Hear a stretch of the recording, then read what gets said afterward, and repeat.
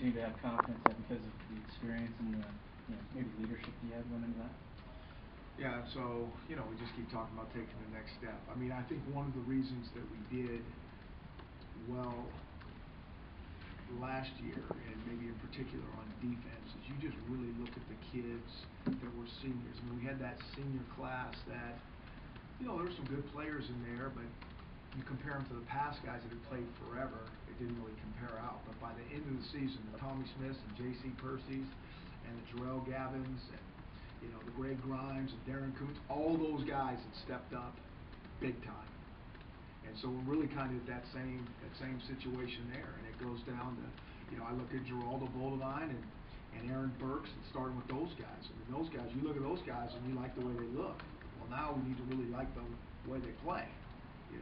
We have on occasion, but we need some of these elite receivers that we can count on, we know what we're going to get. And so again, I think of those guys about, okay, now it's their time to take that next step to really be, as good as anybody that we have in our conference. And if we can do that, then our pass game's going to take another step.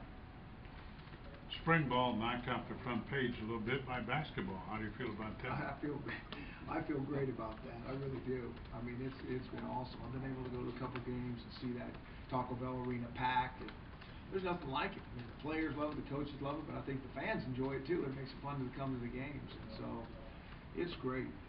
And we need that. We need that as an athletic department of the university, and I think it's great for the town. I think Leon and his staff has, done a great job of building that thing. Can you talk about Matt Paradis and having that guy back at the center position, and also where he's come from, playing 8-man football to starting 8-man football defensive line, yeah. I mean, that's amazing. He's a great story. And as good as Matt is, I think he's probably even a better person, to tell you the truth. I mean, I think he's one of the better players on our team.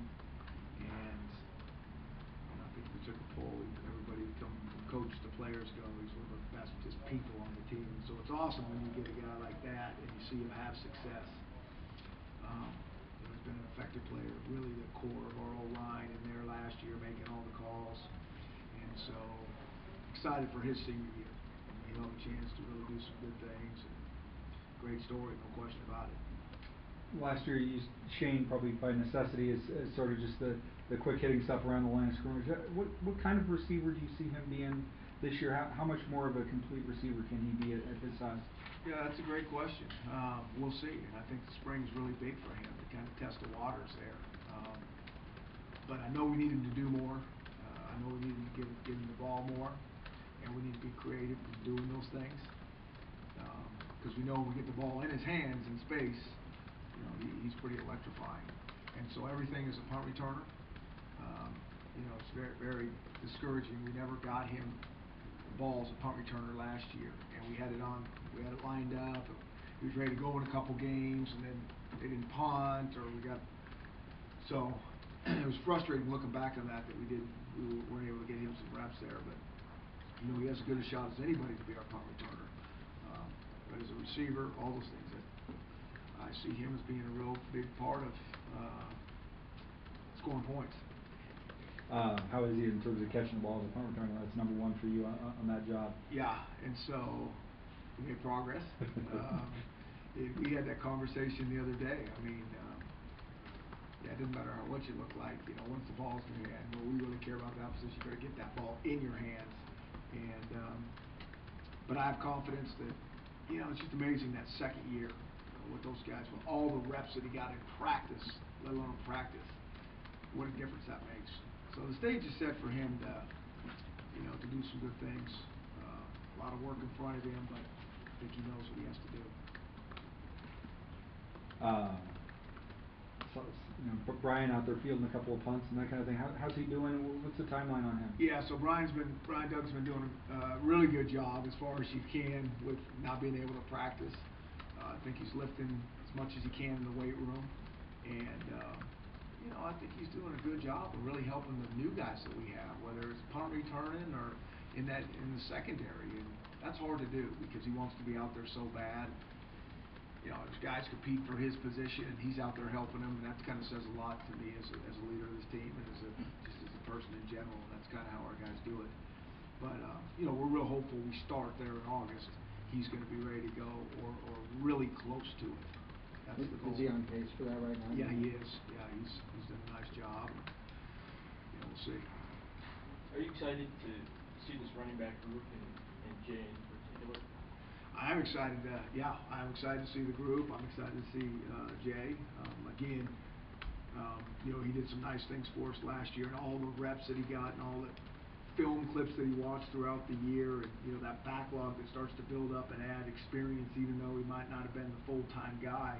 Again, I think the stage is set for him to do some very good things. You know, a little bit of luck in terms of staying healthy, and you know, I think he's right there to really do some really good things. And so that'll be interesting to see him, and it'll be interesting to watch that group compete against each other.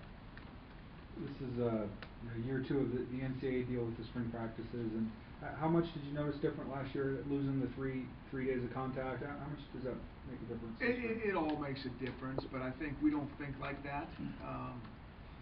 What do we have to do? Well, you know, put on helmets more, and we got to get some work done. And so, you know, kind of short memory around here. We just kind of remember how it was last year. Well, we're gonna do the same thing we did last year, and still get work done and go from there. But, yeah, I think the last time through for this, or one more spring. So we got our scholarships, then we got to do the spring one more time. Yeah. As a coach, do you enjoy spring practice a bit more because you can take more time and watch the players progress more, or? Love spring practice, absolutely. It's one of our favorite times of the year, because we just really get to teach and watch them grow, and not have to worry about Saturday. And so it is good. And you know, so and even the time of the year, so you go through 15 practices over about a month, and they kind of see where they are, and we kind of reevaluate, and then they go for, you know, through the summer, and hopefully they're all very hungry coming out of that, and knowing what they need to do to take the next step, get playing time, progress, all those things. You stretch spring out around spring break for about 5 years now. Do you like that format? Yeah, we seem to. You know, we kind of think about it. Is there a better way? We've tried different ways. We've tried 3 days a week through spring break, and we kind of like that as coaches. I think the players felt like it was a little bit long, and so we've kind of went away from that. I don't think there's just any one right answer, but this, you know, going hard for about 7 or 8 days, and then taking a week break, and then come back into it seems to work pretty well. NCAA approved a whole bunch of different, obviously the blue and blue thing got the most attention, but there was a bunch of little rule things. Are there any of those that stood out to you in terms of the way they're going to affect the game? The cut blocking, the spike the ball with in the last 3 seconds. Any of that stuff that caught your attention? Not really. You know, the cut blocking we talk a lot about. I think that's an important thing. And so in some ways they've maybe even relaxed the rules a little bit on that, because I guess it's hard to officiate. So, I mean, if it makes the officiating better, we can do that. I mean, I don't see the cut blocking so much even on the perimeter as where guys get hurt. I think that's probably why they relaxed it a little bit. I mean, sometimes when they get hurt, it's inside. And some of that cut blocking, which is still all full go.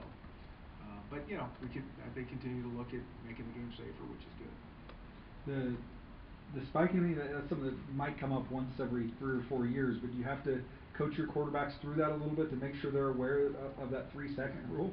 We will, but it's still going to come down to a judgment. Right. You know, that's my first thought on that. I mean, whether it's 1 second, did he get it spiked or not, or 3 seconds, did he get it in time, you're still back to that judgment call. They're going to have to look at the clock or whatever, so I don't know. I mean, I thought that was a little bit interesting. Maybe I'm missing something on that, which I probably am, but they thought through it. But I still think it's a judgment call. 3 or 1, it's all the same. What's your plan with the black uniforms under the rule? Technically, you can't, right? You can't wear them, or because of the numerals? Well, yeah. So I think there's probably a few teams out there are probably going to see if we can petition that for a year. I mean, you get brand new uniforms and wear them once or twice, and you got to throw them away. I mean, there's not a whole lot of universities that really can afford those type of things. So hopefully we don't, because we have some other numbers that are like that as well. So I think that'd be the first thing that we would say is hopefully we can still use them. All right. Very good? Yeah.